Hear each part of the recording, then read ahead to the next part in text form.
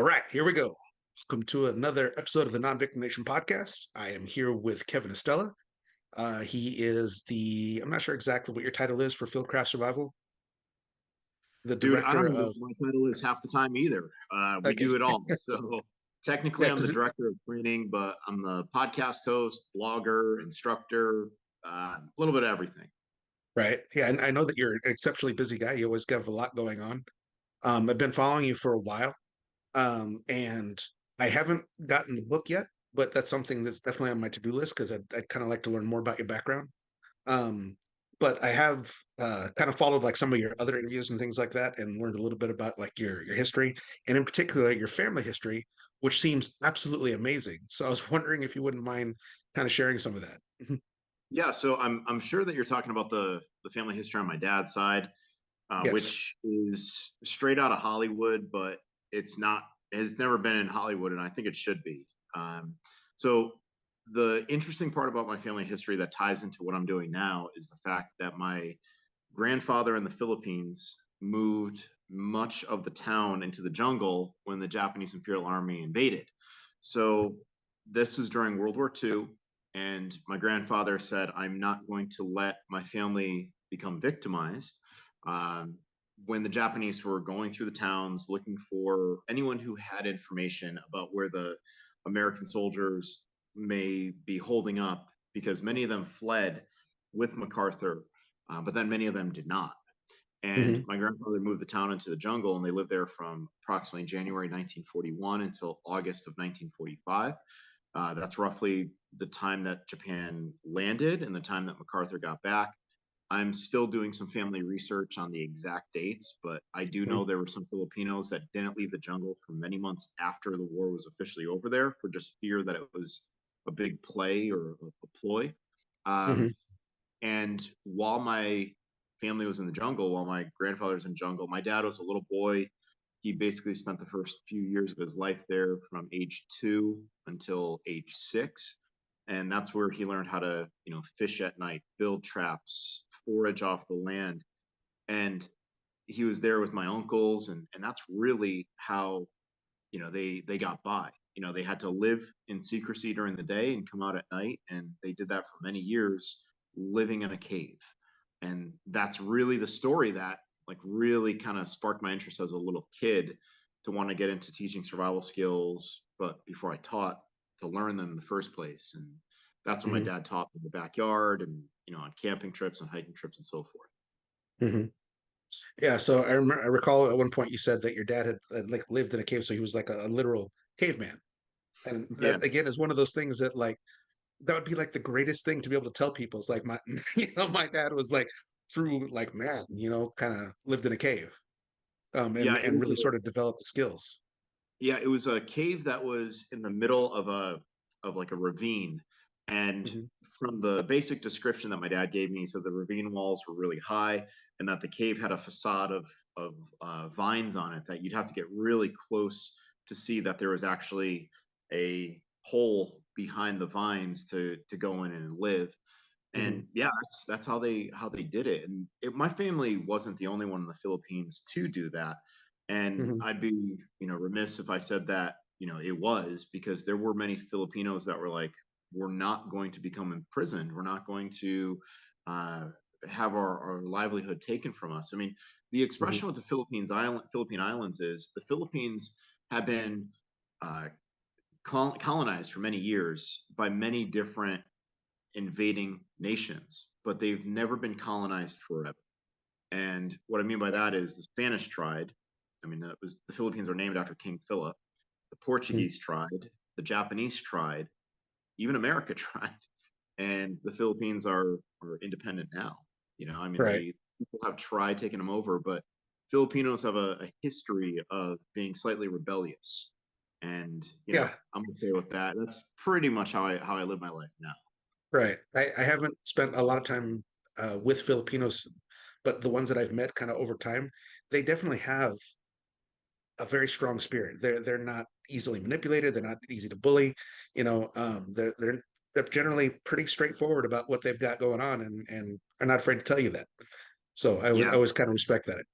yeah. When you flip a coin in deciding like what Filipino you're going to talk to. It's either going to be like the happiest person on earth or Uh-huh. straight up gangsta, like totally, totally hood. And sometimes you get a little bit of both. Like you get Right. the the dude that you're like, this guy is just straight up dangerous, but he's so happy, or this person's so happy they've got to be dangerous. You know what I mean? Like that's usually what you get with the Filipino side. Now, on my Right. mother's side, to just go Uh-huh. back to your original question, my grandfather came over to this country early 20th century. Grandmother and my grandfather had kids. My mother was born. Um, my mother's side is very stubborn, and I will say that in the nicest way. In that I don't like just quitting on anything. Hmm. I've really got to go and go and go because it's in the Polish work ethic that I do have. I mean, my Hmm. grandmother lived to the ripe old age of 98, and she was very independent on her own. And a lot of the Polish people that I've met are also extremely, extremely independent and extremely stubborn, good work ethic. And my mother lived to 75, but even on her in her final days, when she was given the option of taking pain pills, she's like, "Nope, not taking pain pills, Yeah. not doing it." Like very, very stubborn on the other side. So I guess between that stubborn side and the resourceful side, I'm the Hmm. byproduct of that. That's really cool. Um, so when your dad was teaching you all these things kind of like at a young age, was he was he doing it more out of a sense of like this is stuff that was important when I was trying to survive, so this is I'm going to pass this on to you, or was it just uh more of like that's kind of a cultural thing they just sort of typically pass this on? Well, my dad is the type of person, I talk to him every single night still to this day. My dad is the type of person that if you were to ask him, hey, can you tell me about this wall behind us?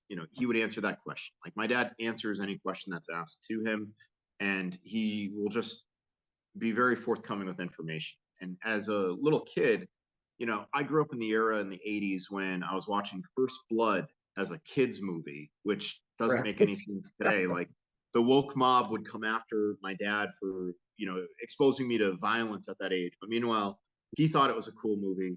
Therefore, I thought it was a cool movie. And then he Right. somehow, I don't know what the original conversation was, but my dad said, we used to do that in the Philippines. And then at some point I was like, well, Dad, what did that look like? And my dad would break out a manila pad or like a white line piece of paper and start drawing me pictures of this was my Crossman air rifle that I used to go into the woods with. It shot a pellet versus a BB. The pellet looked like this. And it wasn't so much that he wanted to share all that with me, but I was asking the questions. And my dad never glamorized anything that he went through over there. He said, when he saw the war torn country, he's like, war is hell. And he said that it looks really great when you get a chance to wear the parade uniform. Because my dad went through military school. He's like, the parade uniform is fantastic, but war is hell. And suffering in the jungle is hell. He's like, you don't want to do that if you don't have to. So he Right. answered those questions, but it wasn't like he was I'd say very, I won't say proud of it. I mean, he was proud in a way, but it wasn't like he was offering of it until I asked him, and then Okay. after that, you know, it just became like the floodgates and he started showing me more and more and he realized it was a great way to bond with his son. Do you have siblings, or is it just you? I've got two older sisters, Okay. 5 years older and 10 years older. They took really no interest in that. They're Mhm. female. They were more interested in like the glamorous stuff. And at that time, it Right. was like Bon Jovi and New Kids on the Block and Def Leppard. And they weren't Hmm. interested in learning about survival skills when they were Yeah. hanging out with their gal pals and Barbie and Cabbage Patch Kids. So, you know, I Yeah. have siblings, but I'm the only one in the family left that's still doing all this crazy stuff I do. I gotcha. So it's funny that you talk about so many of these things from the 80s. I am 53 myself, so definitely part of Gen X. And I heard something, it was like a conversation on Instagram where somebody was saying that we are the last generation of feral children. And that really struck a note with me because I remember being a little kid and I would leave at like basically 7 in the morning and go out and play and be gone until it was dinner time. And my parents had zero idea about where I was or what I was doing. Some of it was good, some of it was bad, but I mean, we were just ranged all over the neighborhood. There was like open forest that was like close by. So it'd be out there climbing trees, having BB gun fights, catching snakes, just like all of the things that just seemed fairly normal at that time. And there wasn't really a sense of helicopter parenting at that time, I don't think. Um, if we left, we came back, if we came back injured, they patched us up and just sent us right back out again. That was just kind of the way things were, right? And that seemed fairly normal. And now things have gotten so far away from that that not only can you not just allow kids to go out and be kids, you're censoring almost every single thing in their lives, trying to pave the road for them instead of letting them just discover the road. And that is something that really doesn't sit well with me at all. Yeah, and you know what they also leave out of that whole description is that when we were younger, if we did something dumb and we got injured, we tried Hmm. to hide that injury. Like we didn't want to place the blame on anyone else. Like we knew we Right. screwed up. It was like, Right. it's like, oh my God, I fell off the stairs. I jumped off that ladder rung. The tree branch broke and I ripped Uh-huh. my pants, whatever. Like we were very much like secretive about the shit that we did that was like, oh man, Yeah. mom and dad are gonna be mad. Now it Uh-huh. seems like if you were the kid that fell down the stairs and you injured yourself, you'd run to your parents and be like, those stairs were slippery. And then the parents are now quick to say, like, hey, your stairs are slippery. You need to put up a Right. sign. If we fell down the stairs, we fell down the stairs and didn't tell anyone. And it was Yeah. like, I don't want anyone else involved. I'm a dumbass, And I Right. mean, I remember at one point, one of my good friends, we had nicknames that would kind of, jump from one person to another, depending on the time of day. So there was like dumb nuts, no nuts, like we just had like all these Nice. silly names, right? And if Right. someone did something really dumb, guess what? You were dumb nuts for that day. And Right. you didn't place the blame on anyone else other than like, hey, dumbass, like Uh-huh. you did that. So yeah, the Right. feral children thing, I get it. Like I just remember being a kid with my mountain bike, and it was Hmm. like this real badass, like $100 puffy striker, right? Like I remember the name being like, yeah, Right. it's a striker, badass. And I remember we would ride that thing everywhere. I'd have one, my buddy had one, and like we'd ride bikes, which meant, hey, we're leaving the house early, we're coming back maybe for lunch, then we're going back Hmm. out the bikes.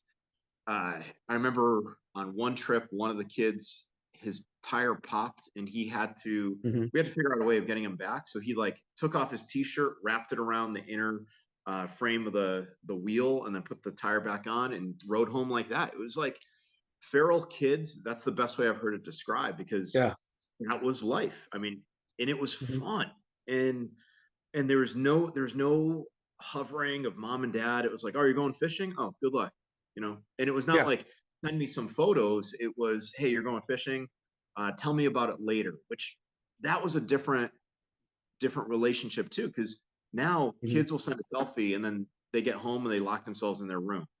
When you got Right. home, parents want to know, well, tell me about your day. You couldn't just show a photo. You actually had to explain it in words and in Oh yeah. conversation. And now kids think that that's a substitute, and it clearly is. Hmm. Yeah. So kind of going back to that whole thing about being injured and not telling anybody. When I was younger, my parents used to do a lot of camping and that sort of thing up around Mount St. Helens before it blew. And I remember one time I went off by myself and I'm messing around like on these rocks on this cliff, and I found one that was sort of like a horseshoe shaped, right? And I climbed up one side. And as I got to the top, I started making like landslides with just piles of rocks, right? Made this beautiful pile of rocks down below. Okay. And when I decided, okay, it's time to go down, instead of going down the same way I came up, I was going to go down the other side. But that side was considerably steeper. So I sort of like sat on my butt and I think I'm just going to like slide down, right? Well, there was so much like loose, like shale and rock that like I started speeding up and I couldn't control myself and went right over the edge of that cliff and fell in that beautiful pile of rocks I just finished making, right? And this had to have been at least a 20-foot fall that I hit and landed on these rocks. I'm surprised I didn't kill myself, right? But I got up after about 5 minutes when my breath got back and walked very slowly back to the camp and told nobody. I didn't say a word about that. I just sat there. I was quiet. When it was time to sleep, we were sleeping on the ground in sleeping bags. It was probably the most painful night of sleep I've ever had. And I think I told my parents about it like 20 years later. It was just one of those things that like I was more concerned about how much trouble I would get in or being yelled at for doing something stupid than the fact that I actually could have killed myself. So that to your point, that's just kind of the mentality. Yeah. And I wonder what it's going to be like another 20 or 30 years from now. You know, Yeah. like I just know that I hope it goes back to the way that it used to be because it was freaking awesome. Like Yeah. I, I just wish kids now could appreciate what it was like. And I sound like some, old boomer, but I really wish kids now could see what it was like back then when, you just didn't have to worry, Right. and like I remember having, I mean, geez, I remember having like some knives when I was younger, and I would go into the woods and strap that thing on my belt, and I was freaking invincible in my eyes. Like, meanwhile, I didn't have the Right. skill set to back up the knife or anything, but just having that was like, yeah, this is awesome. I got my Right. cheap Explorer hollow handled knife, and I was like, this thing's awesome. By today's standards, it's pure garbage, but um, man, I just remember those days, and that's why I think like on like a personal note, I've been doing a lot of back to basic stuff the past few Hmm. years. With like, I want to collect gear that was from that era because Hmm. it makes me remember, like, oh my god, I remember going camping for the first time with my dad at White Pines, and I remember having a certain knife with me, and then now as an adult, I buy that knife and I'm like, holy crap! I remember, oh yeah, I cut myself on this part. Oh yeah, like Right. it's just so fun to do the back to basics Hmm. as an adult. Yeah. I I feel, I don't know if sorry is the right word for it, but definitely for like the generation that's coming out now, and it's not their fault. They're being so overprotected that they're not being allowed to have those same kind of experiences. And I think those things are important. They're not only character building, but they let you know that you can push yourself, you can test yourself to do things, and it's not the end of the world. Even if you do get injured, it's not the end of the world. If you didn't die, you're fine. Rub some dirt in it and keep going. It, you know, I think that's an important part that they're going to miss out on. Yeah, just make sure that you only say that to kids when they're that rubber age, when like you Right, could right. fall Yeah. and you're not going to die or anything like that. Like I Yeah. know sometimes I wake up now, I'm 43, like I wake up now and I'm like, oh my God, how did I sleep like that? But Yeah. in yesteryear, like I could sleep on a rock and be totally fine. So I think at Hmm. some point you gotta say to yourself, like, all right, you're not a kid anymore. Don't do that. Right. But yeah, I do feel bad for those kids. Um they're not exposed to that type of adventure anymore, and everything Hmm. is so sanitized and everything is so protected. Like they can't just go out there, and we can't just let kids be kids. Right. Unfortunately, kids are getting exposed to other crazy stuff that you know Yeah. the woke mob is like, oh, it's totally fine for kids, and I'm like, these kids need to unplug for a while, spend time with family, spend time with friends, see what life is all about, and stop looking online for validation or Right. attention, which is what they many times mistake for respect. Just because someone's liking your pictures doesn't mean that they respect you. Right. And I think, in SIOC, which is the Filipino martial arts that I do, we say no victims, only volunteers. There are people out there that are like, oh, just go online. It's a babysitter. Well, you're volunteering your child to be Hmm. victimized by someone who wants to just like every photo and then groom them or whatever it may be. So I think the secret is just take their phones away, give them an actual phone, not a computer with Right. access to everything in the world, and take them Uh-huh. out into the great outdoors. Let them be kids, let Yeah. them have fun, let them see what it's like to fall in the swamp catching frogs, and teach them how to Yeah. shoot a bow and arrow at a young age, and let them Hmm. have a good time. Right. I have to wonder, like, it's just kind of occurred to me that, like, if you took the amount of damage that's possible for the way that we grew up versus the amount of like psychological and emotional damage that's being done to children now, with all of the things that they're being bombarded with, especially through social media, if you measure those two things out, I don't have a hard time saying that the way we grew up was worse than what they're doing now. You know what I mean? Yeah, bones heal and Yeah. wounds will close, but people think emotional trauma, I'll just go to therapy and it goes away. It never goes away. Hmm. If anything, you learn to deal with it.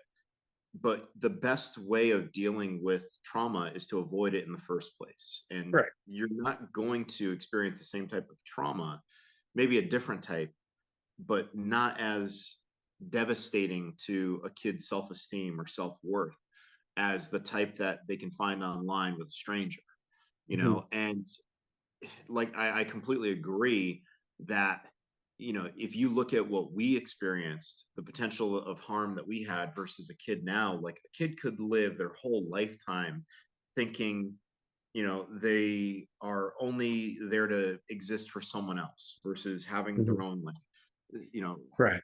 determination of what they want to do. You know, like I just feel bad for this generation, and that's why I do what I do. I want to give, you know, fathers and sons and fathers and daughters and Mhm. mothers and sons, fathers and daughters experiences in the great outdoors where, yeah, they'll take photos of it, but they're not looking for anything else when they're in Right. the great outdoors.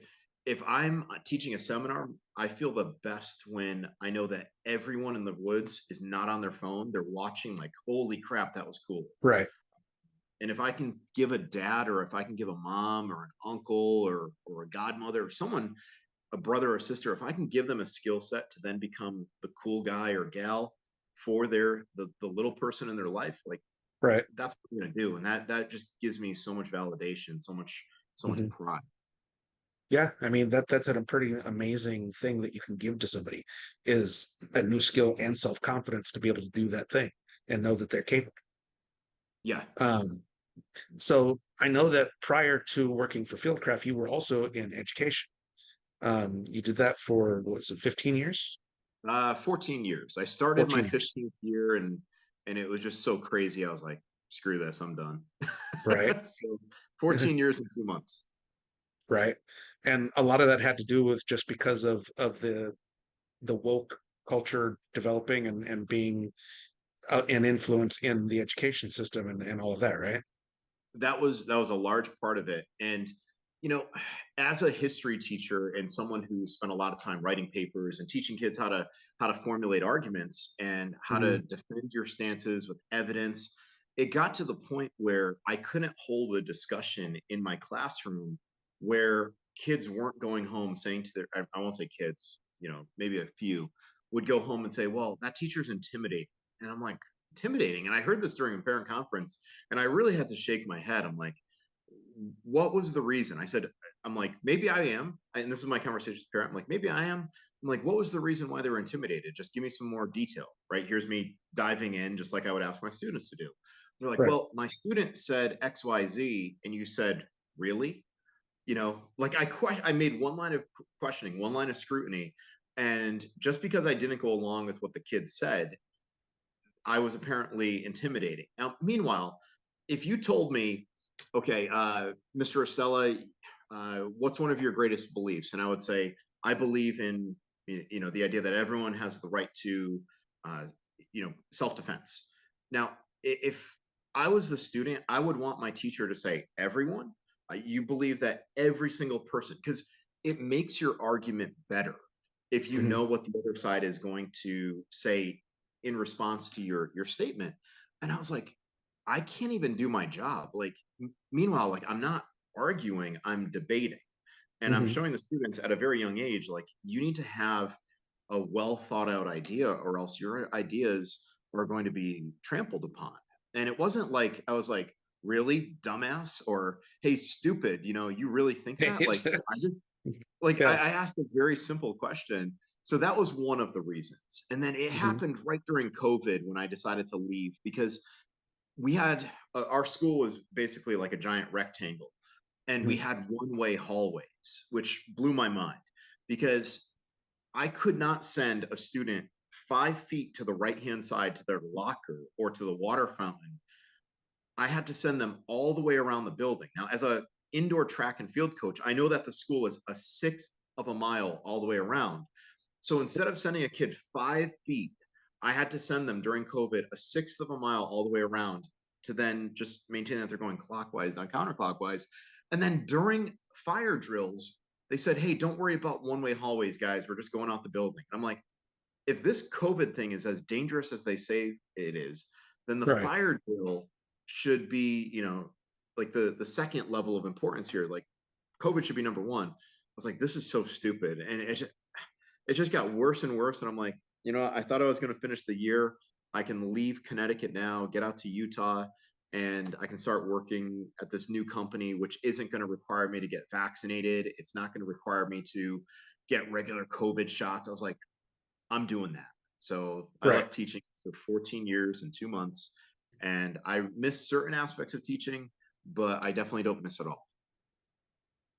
Yeah, I have a friend who lives in Washington State who is a teacher. She has been for a very long time, and she tells me stories about some of the things that they have to deal with. Like an example is that she said that like if a particular child is having an issue or they're throwing a tantrum, that the solution is not to remove the child, it is to leave the child in place and remove everybody else.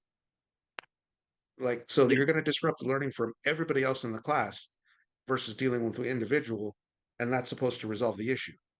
And that just not only makes no sense, it just seems so counterproductive to what they're trying to accomplish in the first place, which is teaching children.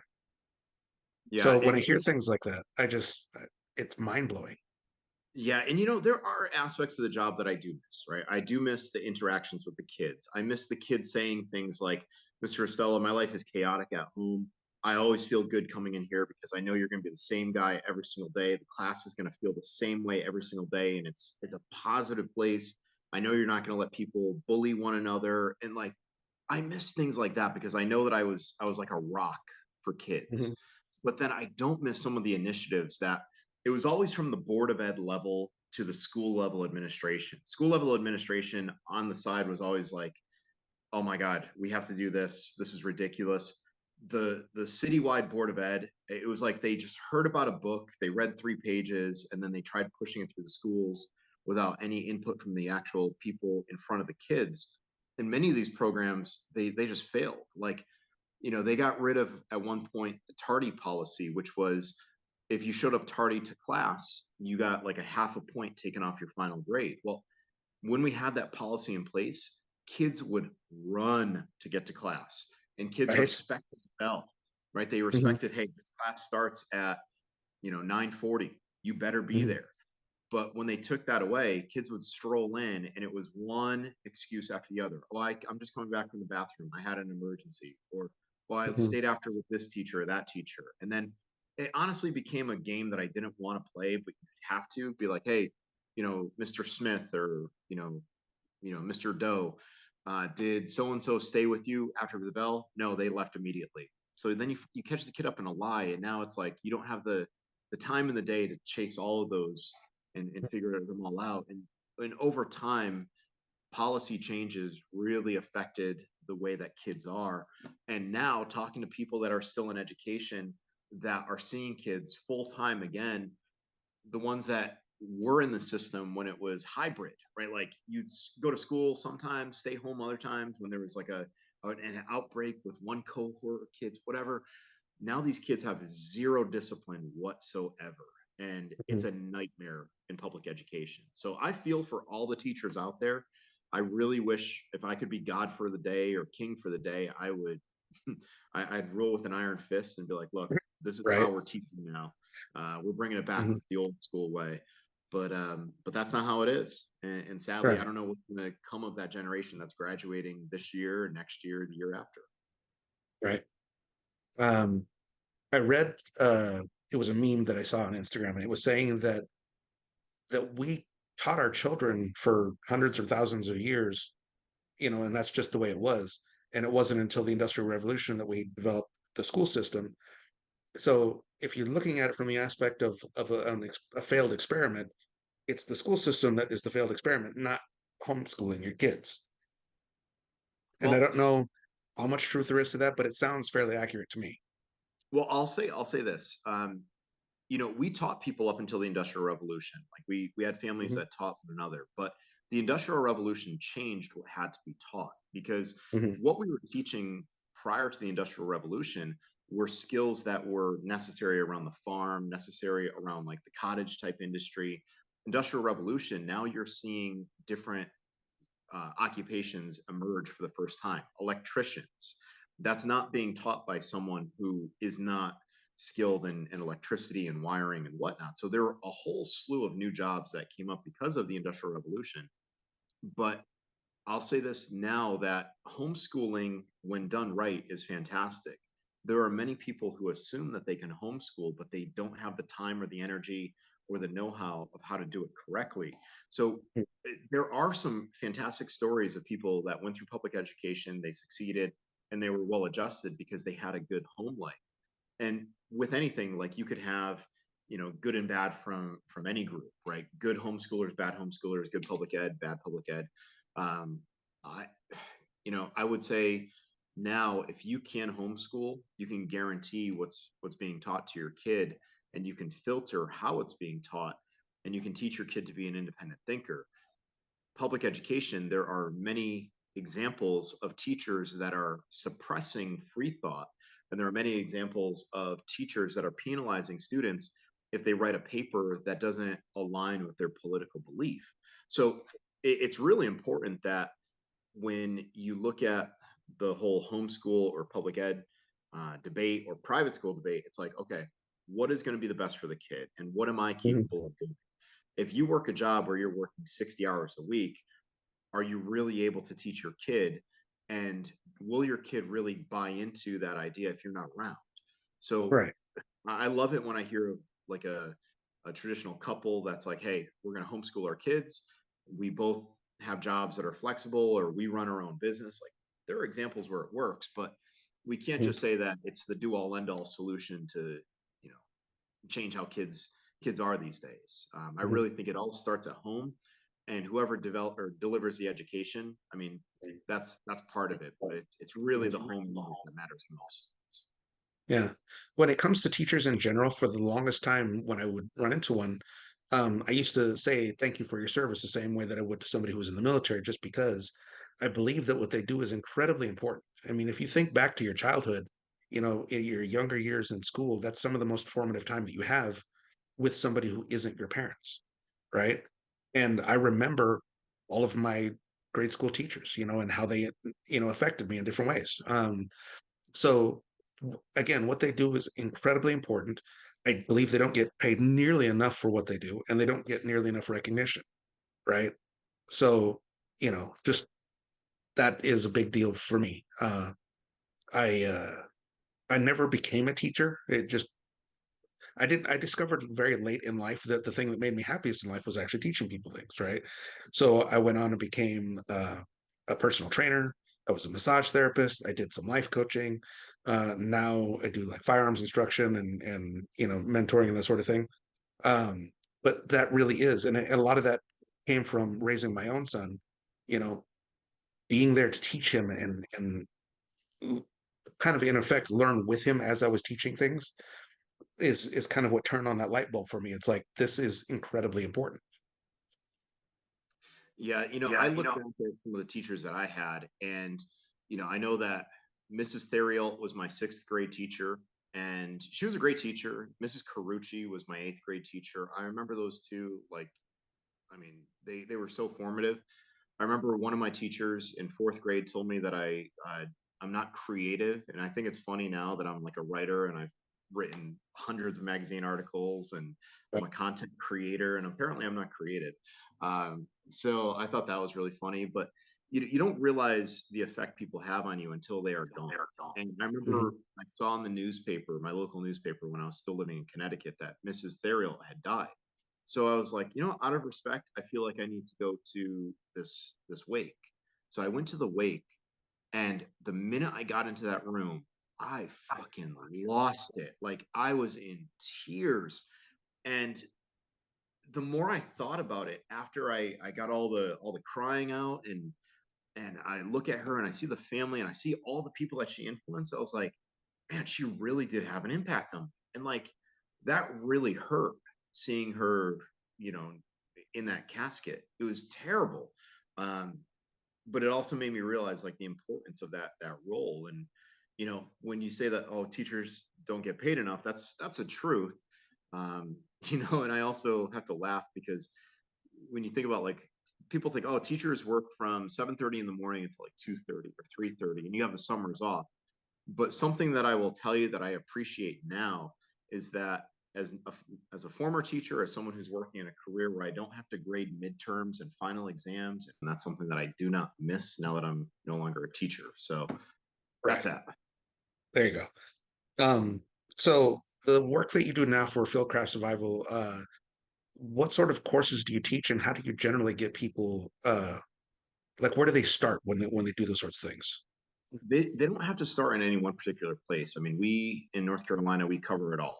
We are Mhm. teaching land navigation, medical courses. I just taught a 2-day survival class this past weekend. We've got a class that we're offering at the end of June called Lockdown, which is if you can't bug out and you need to fortify your home and Mhm. truly live in your home during a terrible event, whatever, however you want to define that. And then we have a whole bunch of courses on pistol and shotgun and carbine. So there is no one place that students have to start. It's not like Mhm. the prerequisite course is this or that. We do have some classes that have like level 1, level 2, and so on and so on. But usually, students can figure out where they stand. Like if they're an absolute novice, they probably shouldn't take something that starts off with the word advanced. Right. But the classes that we offer, they all complement one another. So if I'm teaching a 2-day survival class and I'm talking about the importance of addressing trauma once an accident happens before you address survival skills, well, the trauma course that Jerry teaches here is, or Adam Neep in Franklin, Tennessee, or any of our guys across the country, they're all going to complement one another. People are going to say, oh, that's the Fieldcraft way of doing it. Right. Um, so I know that you've done things in the past where you'll literally take like a Ziploc bag and the only thing you could take with you is that you have to survive for like 72 hours or so with just that. Um, and it's really interesting to watch those sorts of things because I think people have sort of an inflated idea of what's necessary if they are going to survive in whatever kind of environment. Yeah, so I've done those things before, but I mean, that's like the one that gets the most play, and people have seen the Ziploc bag challenge, but it doesn't take long if you hang out around me, you realize like I'm going to show you what you can do just by living it. I mean, I'm going out to Mhm. Utah next month, and I got the question, oh, which hotel do you want to stay at? I'm like, freaking hotel? Like, I'm coming back out to Utah. I want to go camping up in the mountains when I'm out there. And they're like, you want to camp in the mountains for over a week? I'm like, yeah. Like we've there's okay, let me put it this way, there's Right. definitely a whole bunch of divas and there's a whole bunch of insta fakes that are out there. Mhm. I've never had one person say like after they've met me or see what I'm capable of doing, like not just a Uh-huh. highly edited version in a video, but in person. I've never had one person say like, oh yeah, that dude's a fake, you know what I mean? Like Right. so yeah, the Ziploc bag challenge was a lot of fun, but I mean, I just live a lifestyle of staying in shape, hunting, fishing, backpacking. I Mhm. love shooting. If I'm not in a class as a student, just kind of auditing the class and giving the instructor some feedback, or maybe I'm in the class as an AI. I'm taking the class with other companies because if you were to say Fieldcraft is the do all end all, it would be inaccurate. There's so many great companies out there. Mhm. I enjoy training, and I'll demonstrate on command, and that's something I've seen a bunch of influencers that are out there. They're like, oh, let's use this highly polished photo. It looks really cool. But then you never see them with students, or they don't want to go out and they don't want to train because they're a fraud. And I Right. never want anyone to ever say that about me. And I want people when they leave classes that I teach and when they leave classes that my other instructors teach, I want them to say like, damn, I really feel good about myself. I'm better than I was when I started that class.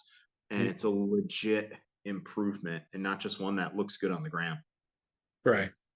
So I grew up in Washington State, and like I said, we used to do like real basic stuff, just camping and fishing. And we did those things, but we did it just sort of like, I guess, on a civilian level, meaning that it wasn't advanced at all. It was just we showed up, we camped, we did what we're doing, and then we went home. And like, a few months later, we might do it again. Um, so I didn't grow up learning a lot of really specific things like hunting, fishing, aside from just here's your pole cast and you either catch something or you don't. I'm sure there's more to it than that, right?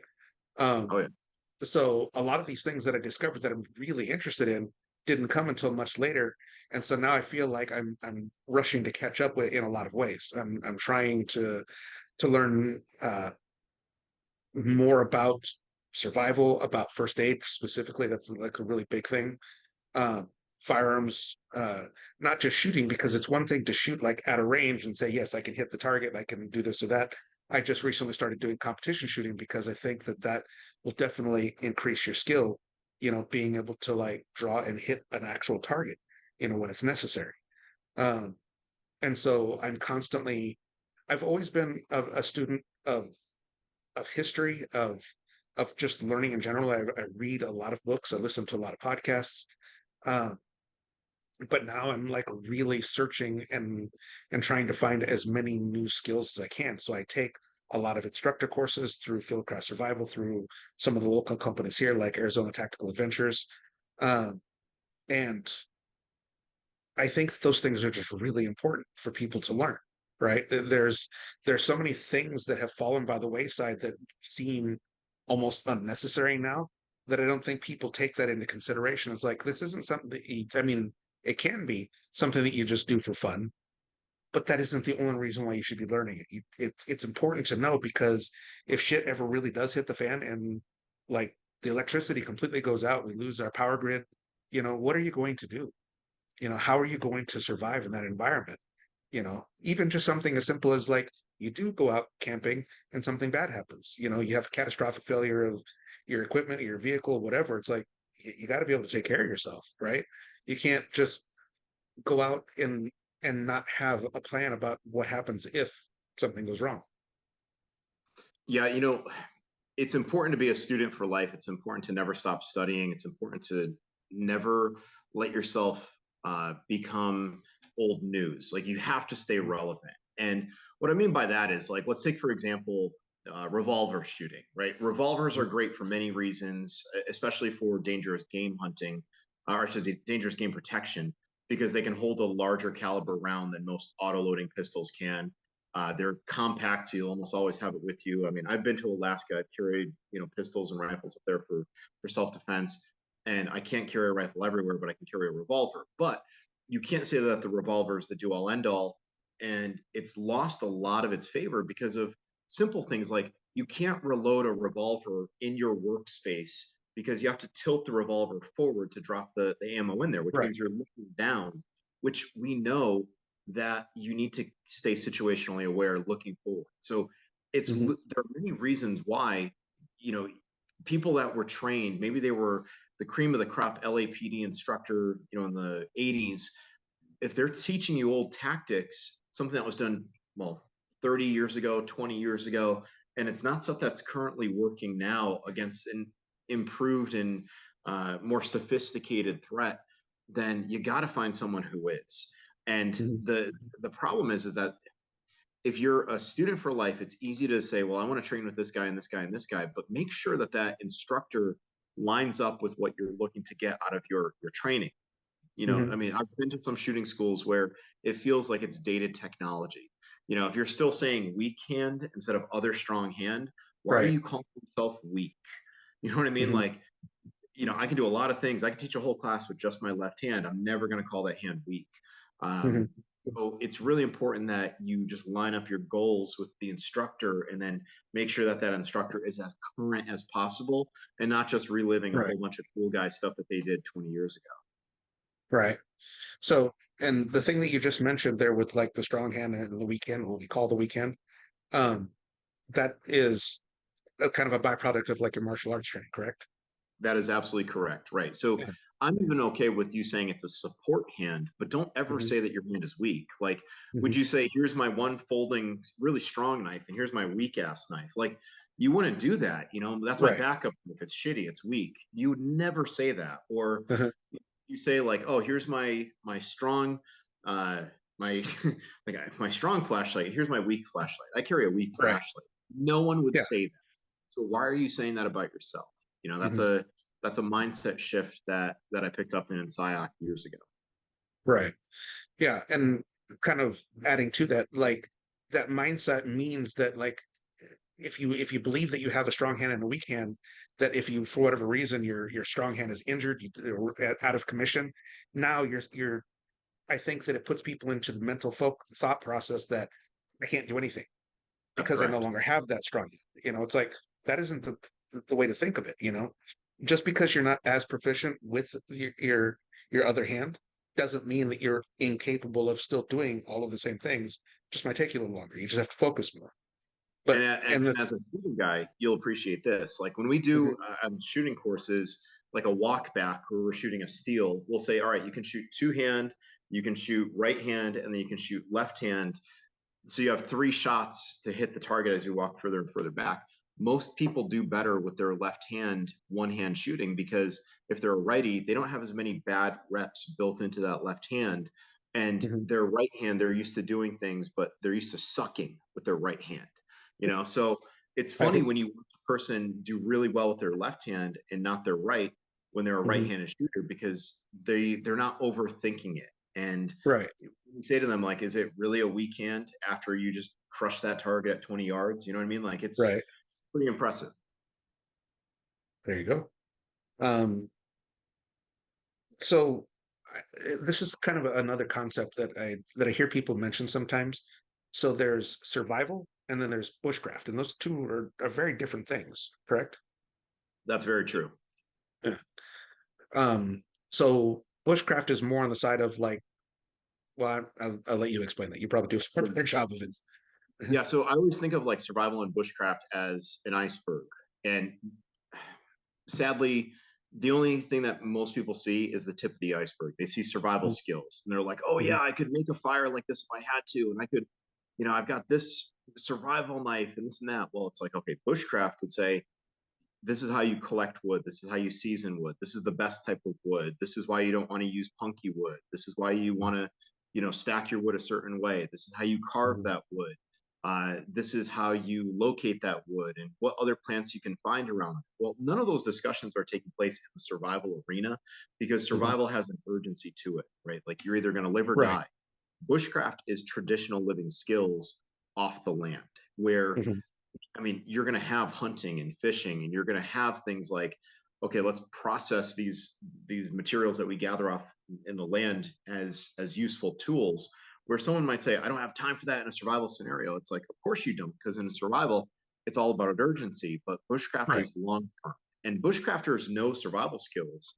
But many survivalists don't know bushcraft skills because they Mhm, read one book on survival and they master a handful of skills, but they don't spend any time testing it or trying it or learning from people who actually live these old school ways. mhm. And they both complement one another. I think it's really important that we keep the bushcraft skills alive. And even when I teach a survival class, I always throw in the bushcraft way, and I just show people, like, kind of Mhm. open the door and let them see behind the curtain of like, hey, yes, we are going to do things with paracord, but here, watch me grab this plant, and I reverse wrap it, and next thing you know, the students are like, how did you make that cordage off the land so quickly? I'm like, I train in bushcraft, Right. or the bushcrafter. So Mhm. it's important you know both. Right. So in general, I mean, aside from coming and taking a course, which is probably the best way, but for people who don't necessarily have that option, like what is the best way to kind of A, get them interested, and B, for them to learn something that is genuine skill? You know what I mean? I would say definitely get some of the best books that are out there. Morris Kahansky, Bushcraft, Richard Graves, Bushcraft, Ray Mears, has Out on the Land. Get all these traditional bushcraft books. Get some of the better survival books that are out there. And I'm saying get hard copies because you don't want to be out on your phone looking at things. You want to be able to open a book Right. and see it in the great outdoors. Go out with people who are experienced. Watch YouTube videos when you are at home. Maybe you're sick, or maybe you can't go out, or you Hmm. don't want to go out. Just watch these videos, and then don't be afraid to try it.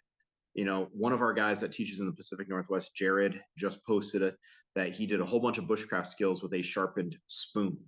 And he just showed that you don't need to have fancy gear to Nice. accomplish primitive Hmm. skills. You just need to Right. have the willingness to get out there and try it. And Hmm. that's really the key, is getting out there, using all of your senses and the learning experience, seeing like, okay, I'm going to try this wood. I'm going to burn a fire with this wood. Oh, it burned really quickly. Well, why was that wood better burning than the other one? Or, Right. I'm going to try this water collection method. Why did this one work better than another one? Hmm. actually get out there and try it. That's the hardest thing for me to convey to people, is to be willing to accept the lack of success. I don't like using the word failure. Be willing to accept the lack of success as learning and learn Hmm. from it. I gotcha. Um, so in the training and things that you do, do you do it as kind of like a broad stroke of skills versus like, or do you get really into specific scenarios? And by that, what I mean is because I live here in Arizona, there's a lot of desert, and the Mhm. desert is considerably different than being in the Northwest, where it's largely forest and that sort of thing. So the things that you would have to do to adapt are different. Like, do you kind of focus or touch on that?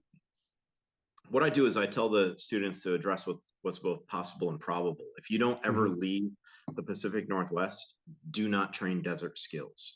Right. Learn, or I should say, don't train them yet, at least until you get the Pacific Northwest skills down. Right. You've got to look at what's both possible and probable. And there are folks out there who want to go and train in the jungle, but they live in New England. And you might have a swamp in New England, but it's not a Right. jungle. It's Hmm. very important that you look at universal concepts, right? Like in combatives, we have force, timing, and space. With cordage, we have length, strength, and flexibility that are required for good cordage. With the shelter, you have things that you sleep inside of, over and under. There are so many rules of three that are out there that Hmm. they're relevant regardless of where you are geographically. So what we do is we tend to show the students a hard way of doing something, like the bow drill, or we show them the hard way of doing something, like fire starting, or building a shelter with natural materials. But then we say, look, Hmm. you already know how difficult this is. It's very inexpensive, and it doesn't take a lot of willingness to carry certain gear with you every single day. That makes your Hmm. life that much better. Like boil water Right. in 20 minutes, do it off the land with wet tinder, or do it off the land with pre-made tinder, and you're going to see that you're going to Hmm. get a much quicker result if you Hmm. have the right gear with you ahead of time. Right. Um, so are there specific things that like you suggest for people? And again, most of this you'll probably end up getting from books or YouTube, but like these are sort of like the most essential things that you need to have in your vehicle for whatever situation. Well, before we even start with the vehicle, look at the person. So we Hmm. know rule of threes. You can survive 3 minutes without air going through your body. You can survive about 3 hours exposed to the elements without good clothing or shelter, 3 days without water, 3 weeks without food. So carry things on you that help you. Carry a tourniquet in your pockets or in your bag in case you have Hmm. blood loss. Carry a lighter on you so you can build, if nothing else, a fire that you can warm your body if you don't have appropriate shelter. Hmm. Carry water in your body by staying hydrated every single day, and have the means of treating water throughout your day. And Hmm. don't even worry about the food in the short term, but have the means to gather food. And if you live in the concrete jungle, that just means carrying extra dollar bills you can use at a restaurant if your wallet gets stolen. Put that in, Right. tuck it somewhere else. So there are these universal concepts every single day. Like if you look at my EDC, I carry at least two knives on me: a Swiss Army knife and a folding knife. If I'm not in North Carolina, I add a fixed blade because it's Hmm. not legal here to carry a concealed fixed blade. Right. I carry a pistol every single day. I carry at least one flashlight, at least 6 feet of paracord. Um, I carry a Bic lighter and a ferro rod, and then I have a handkerchief in my back pocket with my wallet. So I have certain things that are non-negotiables. Like I will always carry a Swiss Army knife and a ferro rod. I'll always carry a flashlight because I can't see in the dark. I can't cut things as easily with my teeth or my nails as a knife. So those are some of the things that I would say carry on your person. But then when you Hmm. go to your vehicle, carry more substantial equipment because your vehicle can carry what your pockets can't. And then do Right. the same thing when you get to your house. Just keep Hmm. building your upwards. Gotcha. That's really interesting. Um, so I'm going to be respectful of your time because I know that you've got a lot going on. Uh, are there any kind of like shout outs or things that you want people, you think that it's important for them to go and kind of do on their own other than what we've sort of already covered? Yeah, so I'll tell you to go check out all the sponsors that we have. We've had some great people that have helped Fieldcraft out, helped me out over the years. Kafaru is one of my favorite companies out there for great backpacking gear. We're gonna have Aaron Snyder coming out to train with us in November. I'm gonna recommend Exotac fire starters. They were just out at our 2-day survival class. Exotac is one of my greatest greatest product recommendations. There are so many good knives out there. Look up my Polaris knife by Gossman. Look up the new knife that I'm going to be doing with Dan Winkler that I designed back in like 2019, 2020. So that's going to be coming out finally this year. I'm really excited about that. I mean, the list could go on and on and on. Of course, I'm going to shout out my local friends here in North Carolina, Jerry, and Brian Edwards, and I'm going to shout out the Gray Farm and, Casey Hildreth and Erica. I mean, I've got so many people I could go on and on and on about. But if you just get into the pipeline and you see what we have at Fieldcraft, you're going to be like, okay, that's a cool person. I want to follow them. That's a cool company. I want to follow them. I'm going to say that all of them are great sources of information. You can definitely grow your capability by learning from any one of those folks. Yeah. I am, like I said, I've taken some Fieldcraft Survival courses prior to this. I definitely want to do more, especially like with Nate Jones. I want to take more of his classes. He's a great guy. So yeah, I greatly appreciate your willingness to kind of share all of the knowledge and things that you have. And again, the time that you're putting into this. I think that, again, just the things that I've learned about you and kind of your family history and your history and the things that you're doing, I think are all extraordinary. I greatly appreciate you as a person and your willingness to always continue to be better than you were yesterday and to help other people reach that same goal, because I think that's important. Absolutely. And I'll encourage everyone, just be better than you were yesterday. Don't look at me, Right. don't look at others, just constant improvement. That's the goal. Right. On that note, this is our final thing we usually end with. What is your best dad advice? Best dad advice. Geez, I mean, my best dad advice is the advice that my dad gave me, right? My dad gave me, he always said, never stop learning, and my dad is an example of a student for life too. He's 84 years old and he's constantly reading. If you stop learning, you stop growing. And if you stop growing, you're dead. So just never stop learning. Always be open to learning something new. Well, again, thank you so much. And I look forward to talking with more in the future. You got it, Rico. Thank you so much. Absolutely. Take care. Yep. You too. Thank you for listening, and if you enjoyed this episode, don't forget to like, share, and subscribe. Also, you can now support the Non-Victim Nation by donating via listener support directly on Spotify. Remember, the story of your life is being written right now, and you are the hero.